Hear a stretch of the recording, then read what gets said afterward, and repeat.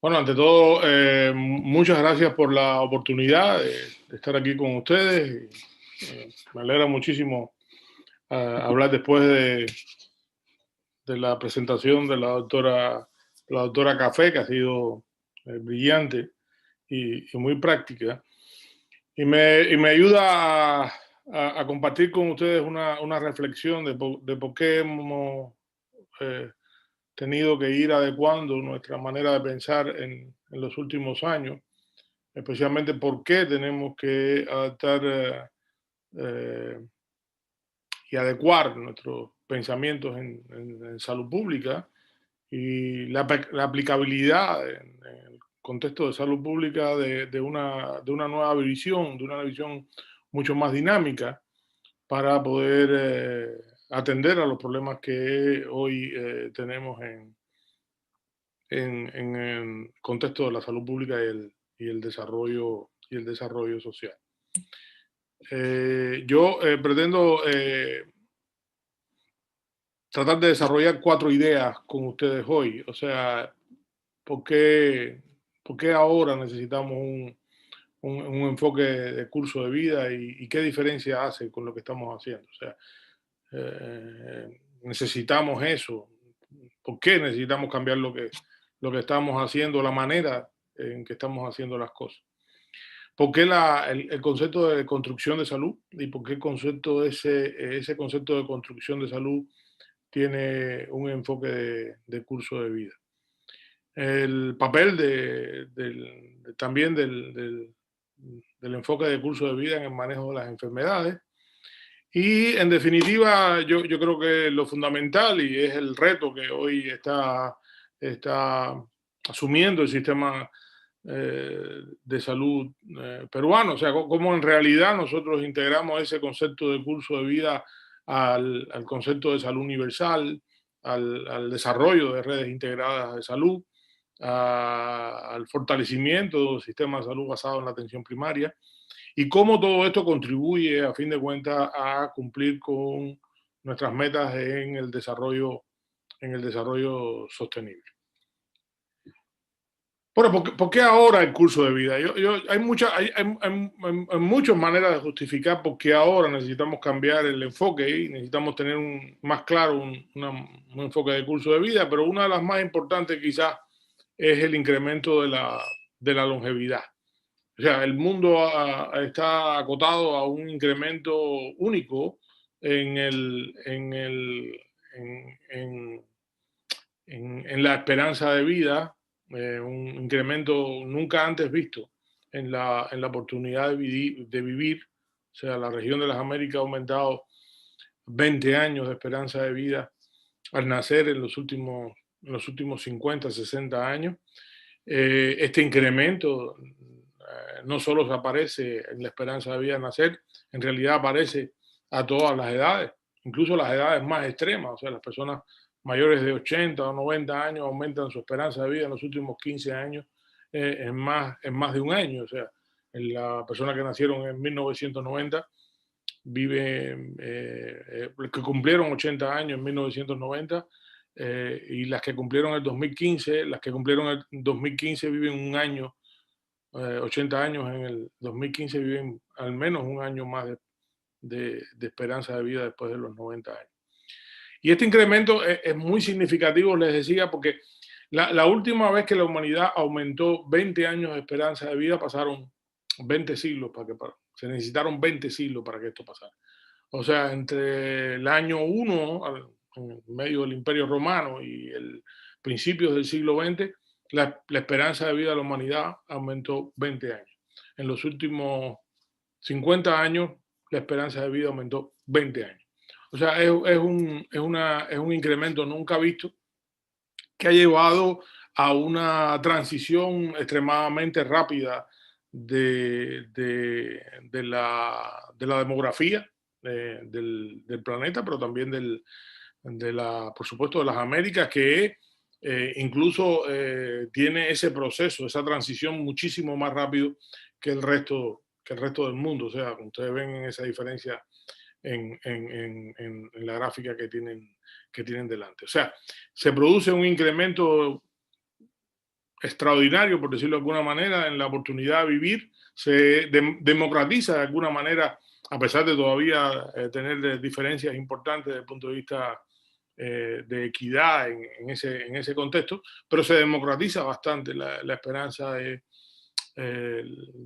vivir, la longevidad en general, y eso se refleja de muchísimas maneras. Una de las maneras que se refleja es que por primera vez en la historia de la humanidad hay 5, para algunos 6, generaciones viviendo juntos.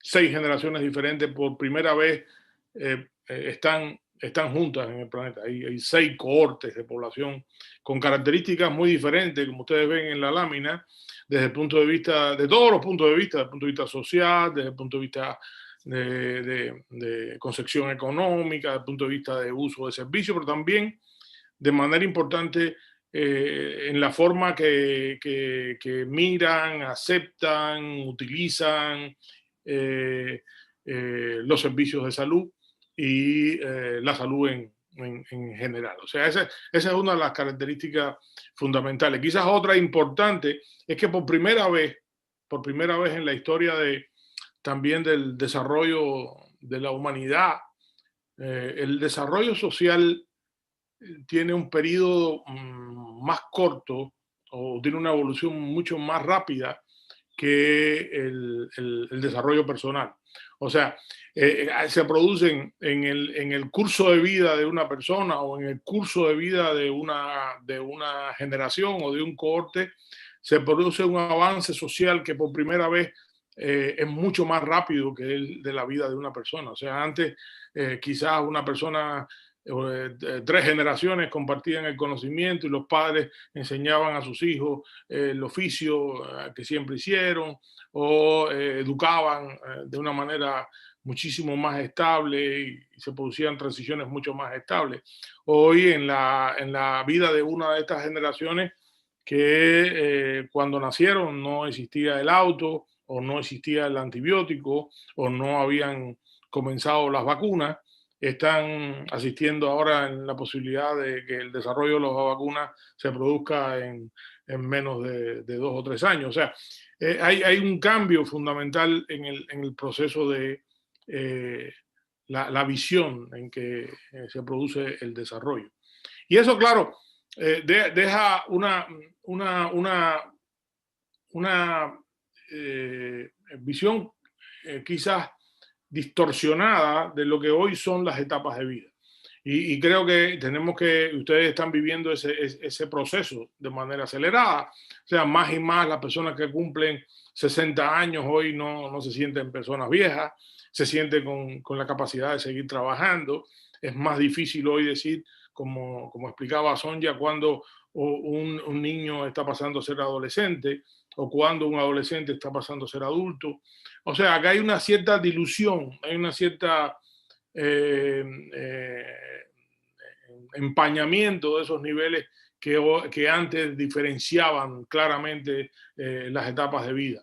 Por tanto, hoy tratar de entender, y eso es muy importante cuando hablemos de los principios del curso de vida, tratar de aplicar las etapas de vida de la manera que nosotros la estamos haciendo, dividiendo quizás de una manera no muy científica los grupos de edades y los grupos que definen cuando una persona es un niño, cuando es un adulto, cuando es una persona mayor. El segundo problema más complejo que tenemos que enfrentar es lo que nosotros le hemos llamado la cronicidad. Y eso es un efecto claro y impactante sobre la manera que nosotros desarrollamos nuestra práctica clínica y nuestra práctica de salud pública. O sea, lo que ha pasado es que en realidad, y eso fue explicado en los años 80 por un epidemiólogo muy importante, Fries, que decía que, bueno, si se producía un aumento de la esperanza de vida como se ha producido en este momento, había 2 grandes posibilidades con respecto a la morbilidad. Una era que la morbilidad, las personas siguieran enfermando en el momento de la vida que lo están haciendo o que lo estaban haciendo en ese momento, y que al expandir la vida se producía una expansión de la morbilidad, o sea, la gente vivía más tiempo, pero vivía más tiempo enfermo o con problemas de salud, o la gente con esa expansión de la vida empezaría a enfermarse más tarde. Y eso llevaría a que lo que se produciría entonces es una compresión de la morbilidad. En realidad, lo que ha pasado es lo primero. O sea, en realidad la gente hoy vive más, pero vive más tiempo enferma y más tiempo con discapacidad. Y esta es la realidad de la región de las Américas. O sea, en los últimos 15 años, como ustedes ven, en realidad ha habido un aumento sostenido de la esperanza de vida. También ha habido un aumento de la esperanza de vida saludable, pero ese aumento no ha sido lo suficientemente importante como para reducir esa brecha. Al contrario, la brecha se ha aumentado. Se ha aumentado en casi más de un año en los últimos 15 años para todos los países de la región, incluyendo Perú. O sea, que hoy, en realidad, para todas las edades hay un aumento de la esperanza de vida, como les decía, pero también hay un aumento en la brecha o en la cantidad de años que las personas viven enfermos, que viven con enfermedad o viven con limitación funcional o viven con discapacidad. Y eso es muchísimo más importante para las mujeres. Ustedes verán, o ustedes ven en la gráfica cómo en realidad las mujeres viven más tiempo que los hombres en la región. En Perú la misma situación, pero viven más tiempo enfermas y con trastornos de su capacidad funcional o con discapacidad. Influyen también que con todo ese proceso de la cronicidad y con todo ese proceso de que implica la cronicidad, y no estamos hablando que la cronicidad significa solamente, o estamos hablando solamente pensando en las enfermedades crónicas, no. Cronicidad significa que las personas viven más tiempo con nuevos problemas que incluyen la discapacidad, la dependencia, aparecen nuevos problemas asociados al incremento de la esperanza de vida, o sea, asociados al envejecimiento per se, como es la fragilidad, y con más frecuencia las personas viven en un concepto de comorbilidad, o sea, tienen o viven con más de una enfermedad, y eso hace muchísimo más complejo el manejo de las personas. Pero también ha pasado un fenómeno fundamental, y es que las enfermedades infecciosas, las que nosotros considerábamos que no eran crónicas, la mayoría de ellas han pasado a ser enfermedades crónicas. Muchas de ellas en realidad no tienen una cura definitiva, pero en realidad los tratamientos y las intervenciones terapéuticas han logrado que las personas no mueran de ellas o no mueran en la rapidez que lo hacían antes, y que se transformen a su vez en enfermedades crónicas. Pues ahí tienen ustedes el ejemplo del HIV, o sea, las personas que tienen tratamiento antirretroviral de manera sistemática, prácticamente tienen una esperanza de vida similar a las personas que no tienen HIV en este momento en la región. O sea, que esa enfermedad, el SIDA, se ha convertido en una enfermedad crónica. Lo mismo pasa para las hepatitis, en algunos casos la tuberculosis, otros se han transformado en realidad en enfermedades crónicas.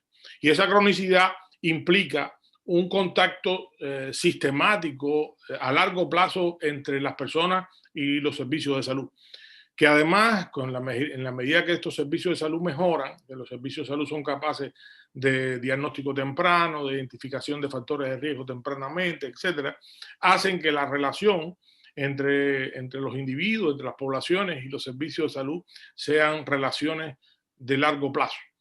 Y por tanto, el impacto que tiene en la manera de manejar las cosas no es el impacto puntual y usualmente ocasional que tenían las personas con los servicios de salud. O sea, eso ya no es la realidad, y ustedes lo saben mejor que yo en su práctica profesional. El tercero de los elementos es el impacto que tiene en realidad todo este fenómeno de la salud y de la inequidad en salud y de la influencia de los factores asociados a la salud en el desarrollo personal y el desarrollo social. Y cómo, de alguna manera, cada vez que se hace algo o no se hace nada, tiene una influencia de manera clara en el desarrollo de las personas y en el desarrollo social. Y por tanto, ese impacto, y que ustedes vieron muchos ejemplos de los que mencionó Sonia, dejan claro la importancia del hacer y el no hacer, no solo con respecto a la trayectoria de salud, sino con respecto a la trayectoria de vida en general de la persona. Y eso tiene una influencia, o cada día es más clara la influencia que tiene en las personas. Este es un ejemplo, desafortunadamente no encontré la versión en español, pero esta es una gráfica que salió publicada en el National Geographic, donde como diferentes momentos o diferentes acciones o inacciones en el curso de vida mediatizan o influyen en cómo las personas marcan de alguna manera su desarrollo social en la sociedad norteamericana en este caso. En realidad también yo creo que es importante que ustedes sepan que se ha acumulado mucha información, se ha acumulado mucha investigación, hay mucho desarrollo y muchos resultados que hoy nos permiten ver muchísimo más claro el reflejo de las acciones y las inacciones de salud en el curso de vida y su influencia en el desarrollo de las personas. Ahora, ¿por qué nosotros necesitamos el enfoque de curso de vida en la construcción de salud? Yo creo que de muchas maneras hemos estado pensando y siempre pensamos de que la salud es un bien otorgado. O sea, que nosotros en realidad, las personas nacen en un estado de salud y lo vamos echando a perder por el camino. O sea, que en la medida que no lo hacemos bien, van apareciendo factores de riesgo, van apareciendo enfermedades, pero nosotros damos por hecho que las personas nacen con un recurso de salud genético, cuando en realidad sabemos que el componente genético, tanto en el concepto de salud como en el concepto de longevidad y otras cosas, solo está determinado un 30%, o sea, el 70% de la construcción de ese proceso de salud depende de lo que hagamos en la vida, o sea, depende de nuestra manera de desarrollarnos, de nuestra manera de vivir, de las acciones tanto individuales como contextuales en los que nos desarrollamos, implican ese concepto de desarrollo. Y por eso nosotros tenemos que partir del criterio que la salud es un recurso que se construye desde cero. O sea, en realidad nosotros nacemos con una capacidad genética, una capacidad de desarrollar, capacidades y recursos desde el punto de vista físico, mental, cognitivo, etcétera, y que en la medida que hacemos cosas para que eso se produzca, vamos, por así decirlo, llenando ese recipiente, esa capacidad con la que nacemos. Pero en realidad la mayoría de los gráficos de curso de vida lo ven de una manera así coherente, que empezamos y construimos y después nos mantenemos y a cierta edad empezamos a perder alguna de esas capacidades, pero en realidad en la vida lo que pasa es algo mucho más parecido a esto, o sea que puede ser que empecemos muy bien y que a mediados de la vida o en la segunda década de la vida lo empecemos a hacer mal, y la vida en realidad tiene subes y bajas, ¿no?, en ese proceso. Y en realidad, aunque todos estamos claros y todos estamos conscientes y hay suficientes pruebas de la importancia trascendental que tiene un buen inicio en la vida y que nosotros empecemos a hacerlo muy bien desde el principio, pues no basta con eso, necesitamos mantenerlo en la segunda década de la vida, como nos decía Sonia, pero en la tercera, en la cuarta, en la quinta y hasta la última década de la vida necesitamos hacerlo bien si queremos mantener esa capacidad y ese recurso salud de una manera productiva. Por tanto, hay un grupo de principios que hacen que el enfoque del curso de vida sea diferencial para este proceso. Una es que la salud se construye y se construye toda la vida, o sea que es un proceso continuo de construcción que empieza antes del nacimiento y que dura hasta el final de la vida, y que incluso, como ya hemos visto en algunos ejemplos, y cada día tenemos muchos más ejemplos y muchos más datos, trasciende generaciones. O sea, hay una transmisión intergeneracional de la salud. O sea, la mala o la buena salud se transmite entre generaciones, eso es un hecho. Y claro, tiene también una transmisión importante desde el punto de vista intrageneracional, que la salud no se puede ver como momentos de la vida. La salud es una trayectoria donde todo lo que pasa influye en un después. Lo que pasa y lo que no pasa, lo que se hace y lo que se deja de hacer, tiene una influencia en esa trayectoria, y que claro, lo mismo puede corregir cosas que han estado mal, como puede influir en rebajar cosas que se han hecho muy bien. Entonces es importante que nosotros cuando estemos construyendo, visualizando la salud, la veamos en un contexto de trayectoria.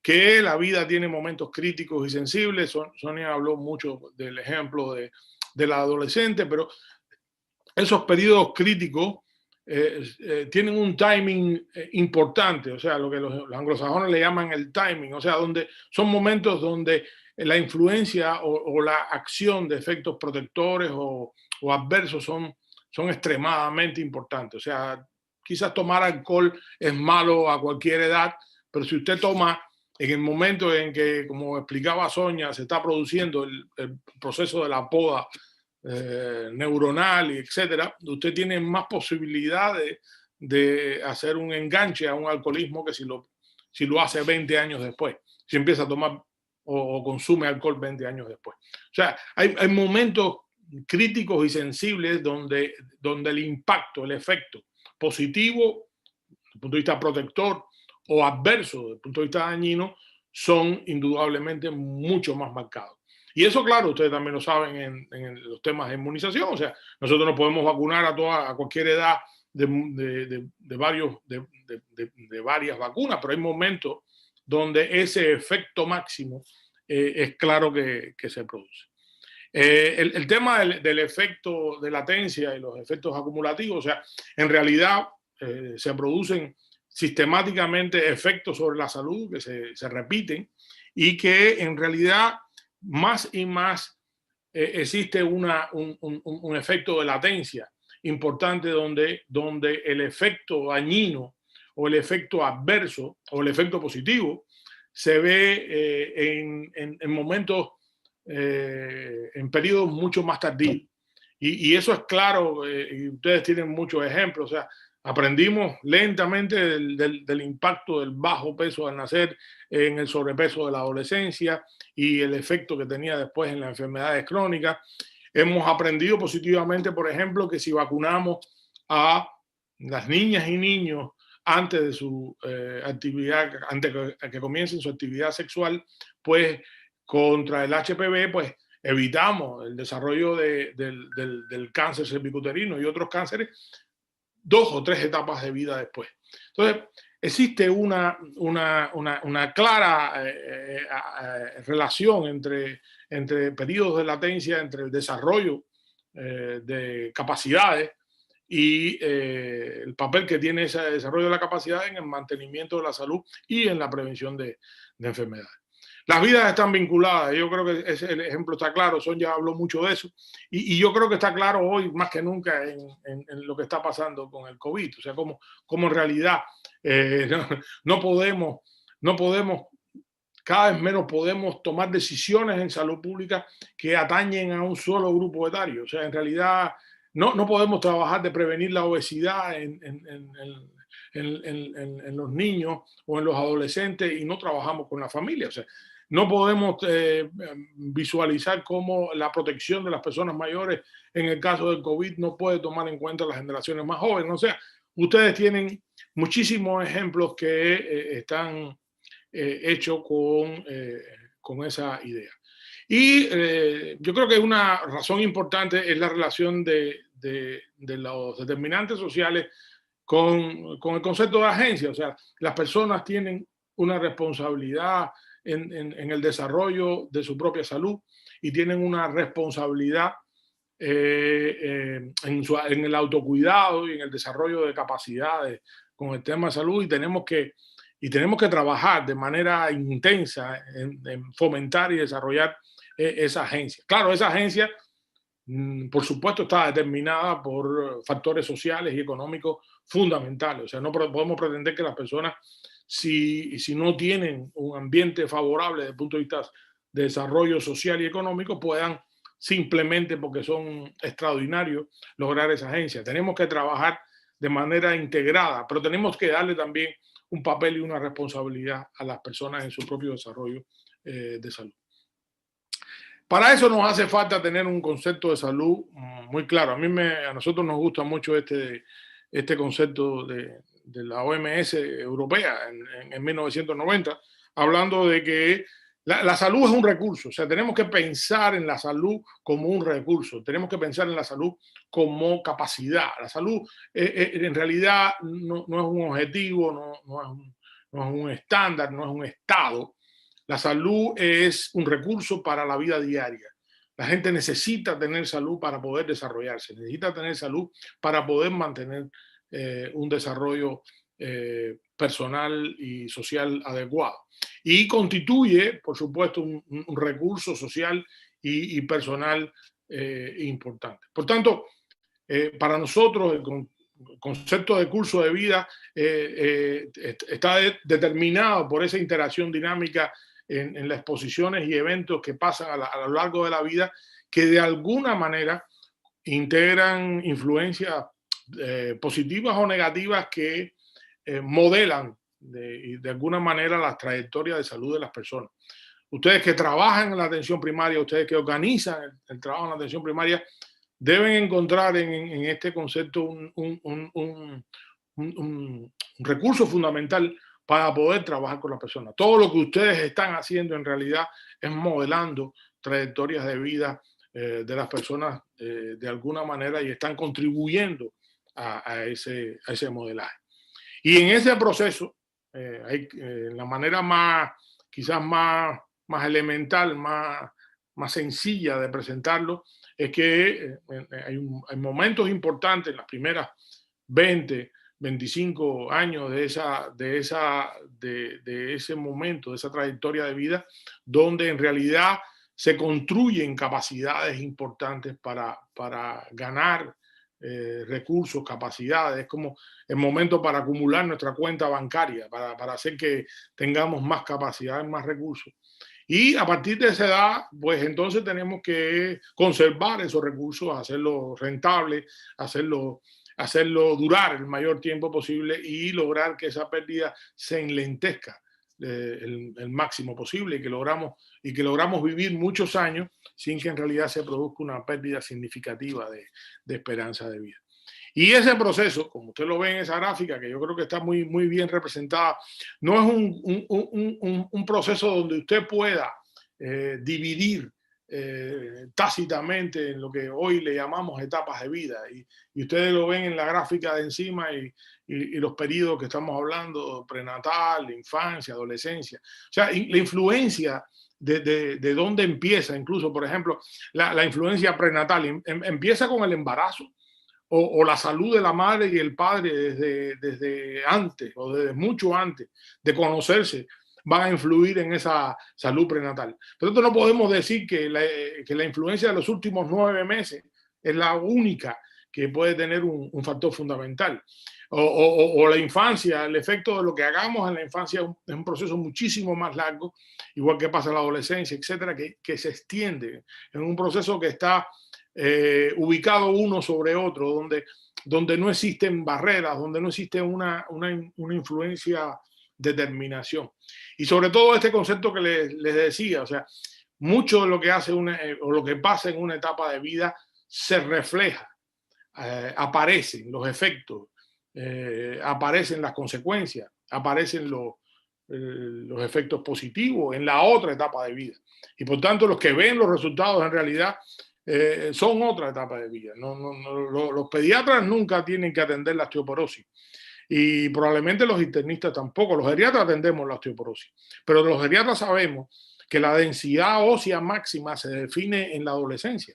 Por tanto, la niña que no hace ejercicio o no consume leche y prefiere cambiar sus hábitos alimentarios y sus hábitos de práctica física, porque en ese momento no cree que le hace falta, porque en ese momento es bonita, porque en ese momento prefiere otros alimentos, en realidad las consecuencias las ve 50 años después.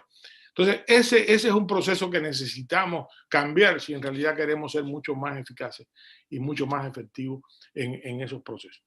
Y ustedes tienen, y hemos estado trabajando de manera importante en cómo construimos esas capacidades, cómo construimos ese proceso de construir salud como un proceso que va más allá de la enfermedad. Y eso para nosotros es importante. O sea, nosotros necesitamos empezar a pensar que la salud es tangible, la salud se mide, la salud necesita ser un recurso medido. Y no necesariamente, la mayoría de ustedes que son padres hoy me darán la razón, no necesariamente porque un niño no tiene enfermedad necesariamente es suficiente para decir que es saludable. Nosotros queremos que el niño se desarrolle plenamente, que hable, que conozca muchísimas palabras, que sea capaz de aprender, que sea el primero en la escuela, que tenga mucha actividad física, que vea bien, que oiga perfectamente. Todos esos conceptos van allá o van más allá de la aparición o no de una enfermedad. Por supuesto, queremos que no se enferme tampoco, eso es imprescindible, pero necesitamos mucho más que no tenga enfermedad. Y eso es básico para lo que ustedes están desarrollando en este proyecto que están iniciando. Y lo mismo pasa en la adolescencia, o sea, las transiciones son momentos fundamentales donde precisamente, como explicaba Sonia, no es solo necesario que la gente tenga enfermedad. O sea, si el niño no está, como dicen los anglosajones, on track, no está manteniendo un desarrollo adecuado, puede ser que no tenga alguno de los problemas de salud clásicos de la adolescencia, pero indudablemente no va a estar al mismo nivel en su adultez, en su vejez, que va a tener un adolescente que se haya desarrollado bien, que se haya desarrollado de manera orgánica. Y eso es fundamental en la trayectoria de vida de las personas.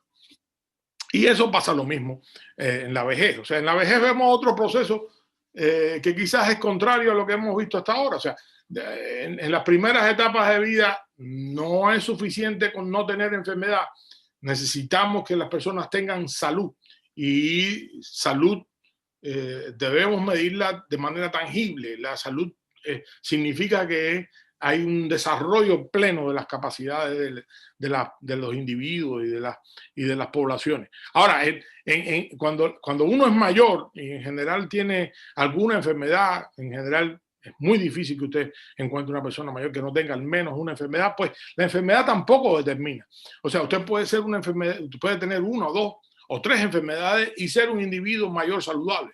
Y eso depende precisamente del concepto de la capacidad, o sea, de esa capacidad que a pesar de tener enfermedad, le permite a nosotros tener una salud fundamental. Y ese concepto, claro, está integrado en el concepto de familia y es brillante que ustedes a su programa estén hablando no solo de individuos, estén hablando también de familias y comunidades, porque en realidad ustedes, los que trabajan en la atención primaria, los que organizan servicios para la atención primaria, los que trabajan en realidad no están viendo una película de una sola persona que está caminando a la vez. No, tienen a la misma vez multitud de personas que están viviendo en diferentes momentos de su curso de vida, que están compartiendo un ambiente similar y que tienen que integrar los momentos diferentes del desarrollo en que están viviendo y tratar de ser de una manera, hacerlo de una manera integrada o de salud. Yo siempre digo el ejemplo de la abuela o el abuelo, pero la abuela fundamentalmente, que vive quizás con una madre soltera y un niño adolescente, o un niño pequeño, y esa abuela se convierte en el centro de la construcción de la resiliencia familiar, de la salud, porque recoge al niño de la escuela, porque le hace el almuerzo y le permite a esa madre, quizás soltera, mantener su desarrollo personal, mantener su desarrollo laboral, etc. Ahora, esa abuela cae y se fractura la cadera o desarrolla una demencia, un Alzheimer, y la resiliencia, la integración familiar se convierte en algo extremadamente complejo.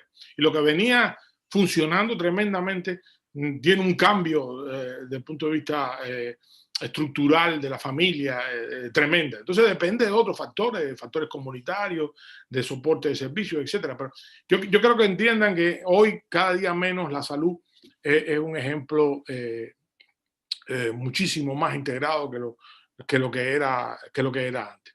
En resumen, yo de esta parte, yo creo que hace falta una nueva visión de salud que se construya en trayectoria, que deje definitivamente de ver la enfermedad como el centro del proceso. La enfermedad es un factor fundamental en ese proceso, como también es la situación económica, otras cosas, pero no es el fundamental, que la salud no es un estado. Hay que pensar en la salud como un recurso, como una capacidad, y que no es un recurso innato y natural que debe construirse, y que, claro, los determinantes de la salud son fundamentales y no solo la enfermedad en ese proceso. El enfoque de curso de vida también tiene una influencia fundamental en cómo manejamos las enfermedades. Ustedes que trabajan en la atención primaria van a ver momentos fundamentales en el manejo por ejemplo, las enfermedades crónicas. O sea, y de lo que hablaba o le contaba yo de la cronicidad, o sea, lo que ustedes hagan mal en alguno de esos procesos va a tener una influencia fundamental en todo el resto del curso de vida. O sea, probablemente la mayoría de los que piensan en el problema de la retinopatía del recién nacido no piensa en lo que influye, el factor que determina que un niño quede ciego a partir de un mal manejo neonatológico. Y ese mal manejo neonatológico determina la capacidad de ese individuo de una manera trascendental para el resto de la vida, para 70, 80 años de vida después. Y eso influye de una manera trascendental, pero cada paso que nosotros estamos dando, cada acción que dejemos de hacer, cada acción que no tomamos seriamente en algún momento de la vida va a tener una influencia trascendental en momentos diferentes del desarrollo de las enfermedades. Y ese riesgo acumulativo va a influir en el estado de salud de la población, va a influir en los costos de los servicios sanitarios, va a influir de una manera determinante en la carga de trabajo que tienen los servicios sanitarios en los países. Por tanto, es fundamental que nosotros lo veamos también en un contexto de curso de vida y lo manejemos de una manera escalonada, de una manera eficiente, eficaz. Y yo creo que este esfuerzo que están haciendo ustedes necesita de ese enfoque que las redes integradas de servicios tienen que escalonarse, tienen que buscar cuándo la participación del individuo y la familia es fundamental. ¿Cómo hacemos que esa participación del individuo en el desarrollo de estrategias de autocuidado, de la familia, nosotros demos herramientas donde entonces los servicios entren un poquito más cuando se producen eventos que necesiten la influencia más clara del personal de salud. Eso, por supuesto, ya hablaba de esta gráfica, influye en lo que tenemos que hacer. Nosotros tenemos que tener claro cómo queremos que evolucionen nuestros individuos y nuestras poblaciones en ese concepto de construcción de salud. ¿Cómo nosotros estamos satisfechos con la salud de un niño de 1 año? ¿Cómo estamos satisfechos con la salud de un niño de 5 años antes de entrar a la escuela? ¿Qué esperamos de un niño que empieza la edad escolar? O sea, ¿qué queremos de ese niño? Ese niño está aprendiendo bien, ese niño ve bien, tiene problemas optométricos, oye bien, tiene alguna dificultad. Tenemos que ir construyendo ese concepto de salud de una manera clara y definitiva. Uno de los problemas que tenemos y uno de los problemas que tiene que resolver este concepto de curso de vida es lo que nosotros le hemos estado llamando zonas grises. Y es que en realidad la salud pública dividida por etapas de vida tiene muchos momentos de la vida que se pierden para la salud pública, que se pierden para la práctica clínica. O sea, prácticamente el niño en edad escolar se pierde de los servicios, se pierde de los servicios de salud. El adolescente, ya lo mencionaba Sonia, se pierde de los servicios de salud. Solo va a los servicios de salud cuando tiene problemas. Pero en realidad no tiene ese seguimiento fundamental. Los hombres se pierden de los servicios de salud.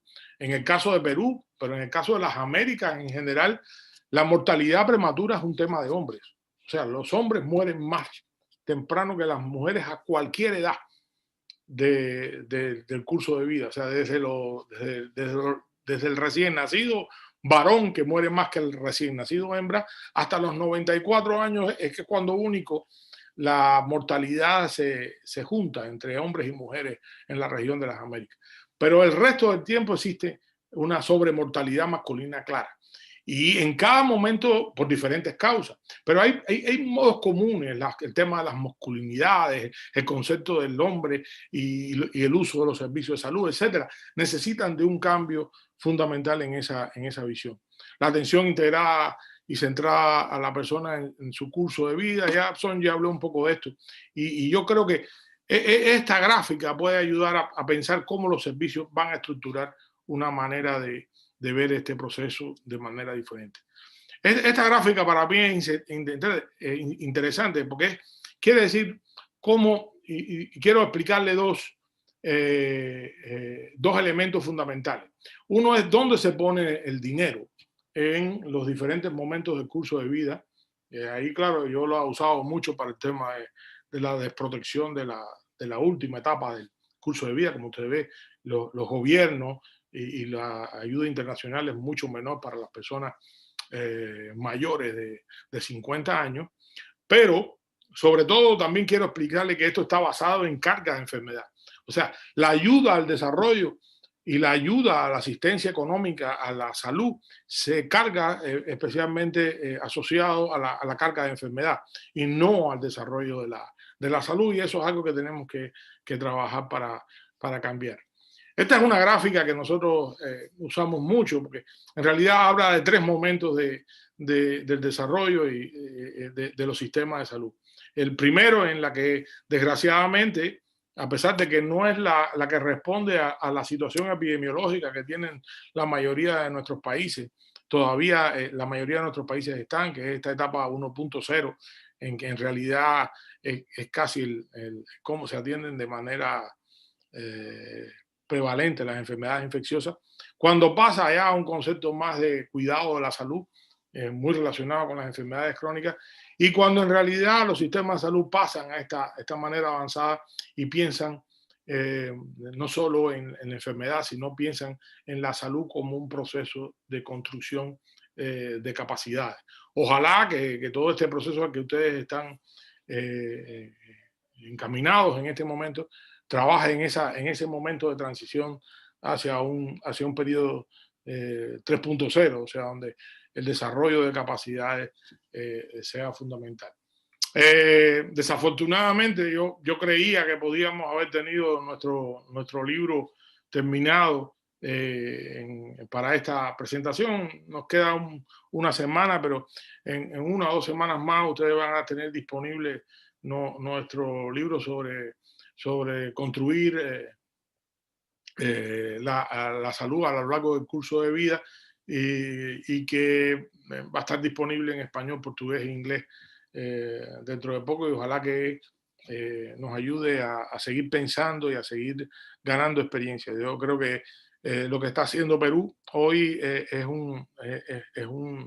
una etapa fundamental. Ojalá que la podamos mantener de una manera constante y poder aprender de lo que están haciendo ustedes para transformar la manera que hoy brindamos nuestros servicios de salud, pensando no solo en la enfermedad, pero también en el desarrollo de la capacidad.